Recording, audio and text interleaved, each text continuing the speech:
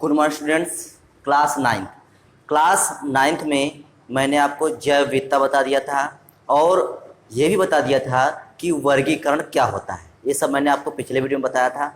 ठीक, तो आज का जो टॉपिक है ये लेसन 3 का ही जो टॉपिक है, टॉपिक का नाम है वर्गीकरण का आधार। ठीक, बेस ऑफ क्लासिफिकेशन।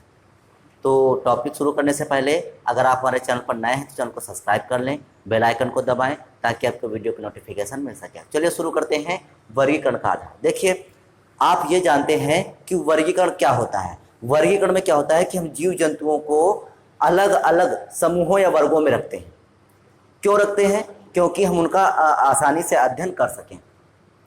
क्योंकि इस पृथ्वी पर बहुत ही भारी संख्या में जीव जंतु पाए जाते हैं, तो उनका एक जीवन में अध्ययन जो है करना बहुत ही मुश्किल है, नामुमकिन है।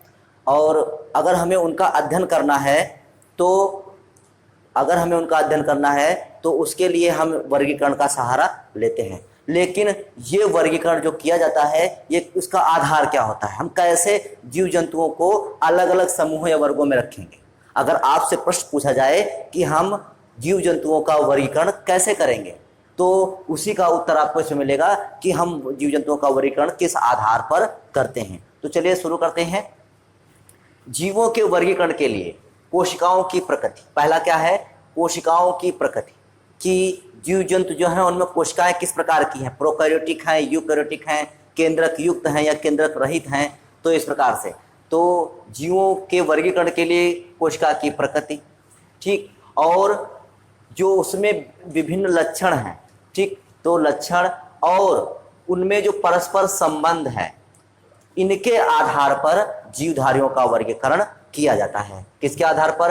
कोशिकाओं की प्रकृति, ठीक, जो उसमें लक्षण पाए जाते हैं, विभिन्न प्रकार के लक्षण, और उसमें परस्पर संबंधित जो क्रियाएं होती हैं, जो उनमें परस्पर संबंध होता है, तो उनके आधार पर जीवधारियों का वर्गीकरण किया जाता है। तो उसमें से पहली हेडिंग है कोशिकाओं की संरचना, सेल स्ट्रक्चर। मतलब जो वर्गीकरण है, वर्गीकरण कोशिकाओं के संरचना के आधार पर भी किया जाता है कि कोशिकाएं कैसी हैं, उनमें कौन से कोशिकांग हैं। तो इसके आधार पर जीवधारियों को भी वर्गीकरण किया जाता है। तो क्या है इसमें देखते हैं। यूकैरियोटिक कोशिकाओं में समस्त कोशिकांग केंद्रक सहित एक झिल्ली से घिरे रहते हैं। हमने आपको जो चैप्टर पहला पढ़ाया था उसमें हमने आपको बता दिया था कि प्रोकैरियोटिक कोशिका क्या होती है और यूकैरियोटिक कोशिका क्या होती है।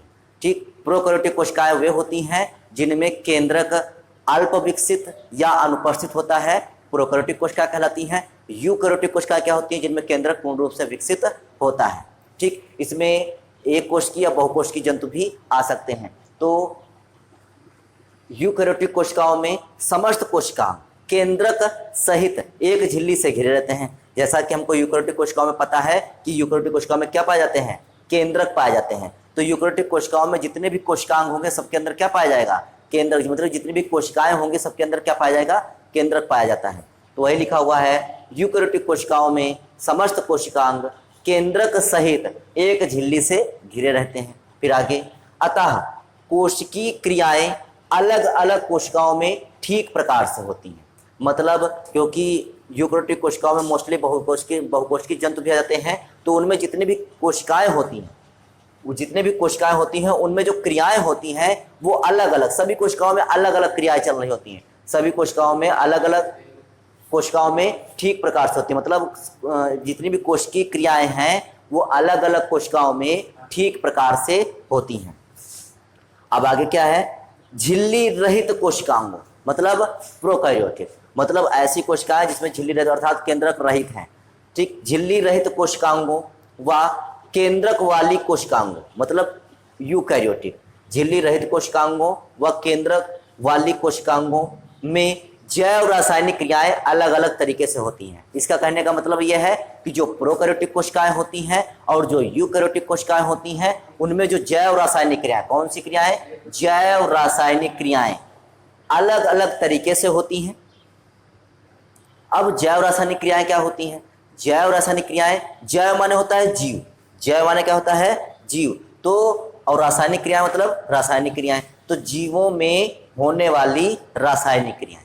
तो जितनी प्रोकैरियोटिक कोशिकाएं हैं उनमें अलग जैव रासायनिक क्रियाएं होती हैं, और जितनी यूकैरियोटिक कोशिकाएं हैं उनमें सब में अलग जैव रासायनिक क्रियाएं होती हैं। ठीक। केंद्रक युक्त कोशिकाओं में विभाजन की क्षमता होती है। केंद्रक युक्त कोशिकाओं में विभाजन की क्षमता होती है। ठीक।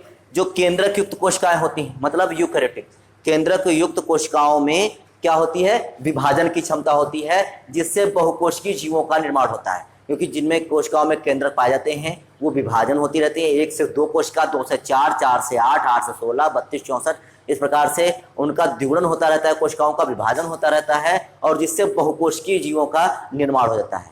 ठीक। अतः वर्गीकरण के लिए कोशिकाओं की संरचना व कार्यों को आधारभूत लक्षण माना जाता है। मतलब जो वर्गीकरण का आधार माना गया है तो वो कोशिकाओं की संरचना व कार्यों के आधार पर इनका वर्गीकरण किया जा सकता है। मतलब जो जीवों का वर्गीकरण किया गया है वो कोशिकाओं की संरचना व कार्यों के आधार पर किया गया है। तो इसीलिए जो कोशिकाओं की संरचना है ये वर्गीकरण का एक आधार है, इसके आधार पर हम जीवधारियों का वर्गीकरण करते हैं। दूसरा आता है श्रम विभाजन, वर्क डिवीजन। श्रम विभाजन क्या होता है? देखिए, जितने भी संसार में जीव जंतु, जो यूकैरियोटिक जीव जंतु होते हैं, उनमें हर एक अंग का कार्य अलग होता है। जैसे कोई अंग है, जैसे मान लेते हैं फेफड़े हैं, लीवर है, किडनी है, इन सब का काम क्या होता है? सबका काम अलग अलग होता है। फेफड़ों का काम होता है श्वसन से संबंधित, किडनी का काम होता है उत्सर्जन से संबंधित। तो इस प्रकार से जितने भी अंग होते हैं वो सब के कार्य अलग होते हैं, और उनमें कोशिकाएं जो होती हैं वो एक विशेष प्रकार की कोशिकाएं होती हैं। ठीक। हर एक अंग में विशेष प्रकार की कोशिकाएं होती हैं और सबका काम अलग अलग होता है। श्रम माने क्या होता है? काम, कार्य। तो जितने भी अंग हैं उनमें जितनी भी कोशिकाएं हैं, सभी कोशिकाओं का क्या है? श्रम विभाजन है, अर्थात सभी कोशिकाओं का काम कैसा है? अलग अलग है। तो इसके आधार पर भी हम जीव जंतुओं को वर्गीकरण कर सकते हैं। तो क्या लिखते हैं इसमें, देखते हैं।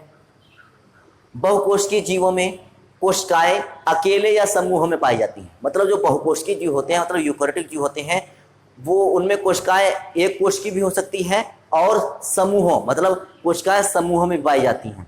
समूह में पाई जाने वाली कोशिकाओं में श्रम विभाजन पाया जाता है। जो कोशिकाएं समूह, जैसे एक कोशिका है तो जब एक कोशिका है तो जो उस कोशिका का काम होगा वही कोशिका करेगी, दूसरी कोशिका तो कर नहीं सकती। जबकि जो बहुकोशिकीय जीव हैं, बहुकोशिकीय जीवों में जो कोशिकाएं पाई जाती हैं उनमें श्रम विभाजन पाया जाता है। जो बहुकोशिकीय जीव हैं उनमें जो कोशिकाएं पाई जाती हैं, क्योंकि उनमें कोशिकाएं ज़्यादा होंगी, हर कोशिकाओं का अलग अलग काम होगा, तो इसलिए उनमें क्या पाया जाएगा? श्रम विभाजन पाया जाता है। अर्थात विशेष कोशिकाओं के कुछ समूह विशेष कार्य के लिए होते हैं। मतलब जैसे लीवर की कोशिकाएं हैं तो वो लीवर के लिए काम करेंगी, किडनी की कोशिकाएं हैं वो किडनी का काम करेंगी। तो इस प्रकार यही लिखा हुआ है कि विशेष कोशिकाओं के कुछ समूह विशेष कार्य के लिए होते हैं। जैसे पौधों में संवहन के लिए, जैसे हम लोगों को पता है कि जो पेड़ पौधे होते हैं वो पृथ्वी से जल को खींचकर पत्तियों तक पहुंचाते हैं और पत्तियों में बना भोजन जड़ों तक पहुंचाते हैं। ठीक। तो ये सब किसके द्वारा होता है? संवहन के द्वारा होता है। इसको क्या बोलते हैं? संवहन बोलते हैं। ठीक, संवहन बोलते हैं। और ये एक विशेष प्रकार की कोशिकाओं के श्रम विभाजन द्वारा ही होता है, क्योंकि जो जल होता है वो जाइलम की कोशिकाओं का समूह होता है, और जो जल होता है वो जाइलम की कोशिकाओं के समूह द्वारा भेजा जाता है, और जो भोजन होता है वो फ्लोएम की कोशिकाओं के समूह द्वारा भेजा जाता है। तो इस प्रकार से कोशिकाओं का श्रम विभाजन होता है। तीसरा आता है पोषण विधि, न्यूट्रिशन मेथड। इसमें क्या होता है? जीव जंतुओं को हम पोषण के आधार पर अलग अलग भाग, मतलब समूहों वर्गों में बांटते हैं। कि जैसे कुछ जीव जंतु ऐसे होते हैं जो अपना भोजन जो है शाकाहारी पौधों से प्राप्त कर, मतलब शाकाहारी जंतुओं से प्राप्त करते हैं। कुछ जंतु ऐसे तो जो मांसाहारी जंतुओं को खाते हैं, कुछ ऐसे जंतु होते हैं जो सीधे पेड़ पौधों को खाते हैं। तो और जो पेड़ पौधे होते हैं वो उत्पादक होते हैं, मतलब वो अपना भोजन स्वयं बना लेते हैं प्रकाश संश्लेषण की क्रिया द्वारा। तो इस प्रकार से सभी जीवों में पोषण की विधियां अलग अलग होती हैं, तो उनको पोषण विधियों के आधार पर अलग अलग समूहों में बांटते हैं। तो वही लिखा हुआ है, जैसे देखते हैं इसमें, सभी जीवों में पोषण विधियां अलग अलग होती हैं। जितने भी संसार में जीवधारी हैं सब में पोषण विधियां कैसी होती हैं? अलग अलग होती हैं। मतलब कोई किस प्रकार से भोजन प्राप्त करता है तो सब अलग अलग प्रकार से भोजन प्राप्त करते हैं। इस आधार पर भी जीवों को वर्गीकृत किया गया है। सामान्यतः सभी जंतु परपोषी होते हैं। जंतु कैसे होते हैं? परपोषी होते हैं। परपोषी का मतलब क्या होता है? परपोषी का मतलब होता है जो दूसरों से अपना पोषण प्राप्त करें। जैसे शेर है तो वो भेड़िए, बकरी इन सबको मार के खा जाएगा, ठीक। तो वो उसका भोजन किस पर डिपेंड है? दूसरे जंतुओं पर। भेड़िया है, बकरी को मार के खा जाएगा, तो उसका भोजन दूसरे जंतु पर डिपेंड करता है। मनुष्य सभी से अपना भोजन प्राप्त कर सकता है, तो ये सब क्या कहलाते हैं? परपोषी कहलाते हैं। परपोषी अर्थात दूसरों से अपना पोषण प्राप्त करने वाले, ठीक। यही लिखा हुआ है, ये अपना भोजन दूसरे जंतुओं या पौधों भोजन के लिए दूसरे पौधों व जंतुओं पर निर्भर रहते हैं, ठीक। ये अपने भोजन के लिए दूसरे, यहां पर छूट गया है, के लिए दूसरे जंतुओं पौधों पर निर्भर रहते हैं। लेकिन जो पौधे होते हैं, क्योंकि हम लोगों को पता है कि पौधे प्रकाश संश्लेषण की क्रिया द्वारा अपना भोजन स्वयं बना लेते हैं, लेकिन कुछ पौधे ऐसे होते हैं जो दूसरे पौधों पर उगते हैं, ठीक। कुछ पौधे ऐसे होते हैं जो सड़े गले स्थानों पर उगते हैं। तो वही है कि पौधे स्वपोषी। स्वपोषी क्यों? क्योंकि ये प्रकाश संश्लेषण के द्वारा अपना भोजन स्वयं बना लेते हैं, इसलिए पौधे कैसे हो सकते हैं? स्वपोषी होते हैं। परपोषी मतलब ये दूसरे पौधों या दूसरे जीवों से भी अपना पोषण प्राप्त कर सकते हैं। विषमपोषी मतलब ये अपना भोजन किसी भी प्रकार से प्राप्त कर सकते हैं। तो जो पौधे होते हैं मुख्यतः तो स्वपोषी होते हैं। 99% पौधे स्वपोषी होते हैं, बाकी विषमपोषी और परपोषी पौधे कुछ ही मात्रा में पाए जाते हैं, ठीक। लेकिन पौधे स्वपोषी, परपोषी व विषमपोषी हो सकते हैं, अतः पोषण विधि भी वर्गीकरण का प्रमुख आधार है। तो पोषण विधि के आधार पर भी हम पौधों का जो है पोषण विधि के आधार पर हम मतलब जीवों का वर्गीकरण कर सकते हैं। तो आपने जाना कि जीवों का वर्गीकरण कैसे किया जाता है, कौन कौन सी विधियां हैं। तो पहला था कोशिका की संरचना, दूसरा था स्वयं विभाजन और तीसरा था पोषण की विधि। तो उम्मीद है कि यह टॉपिक आपको समझ में आया होगा, ठीक। आप इसको लिखिए, नोट करिए। अगर आपको कोई वर्ड या कोई भी ऐसी चीज़ समझ में नहीं आती है तो आप कमेंट कर दीजिए, हम आपको फिर बता देंगे। तो आज के लिए केवल इतना ही, बाकी फिर कल फिर मिलेंगे एक नेक्स्ट वीडियो के साथ। तब तक के लिए धन्यवाद।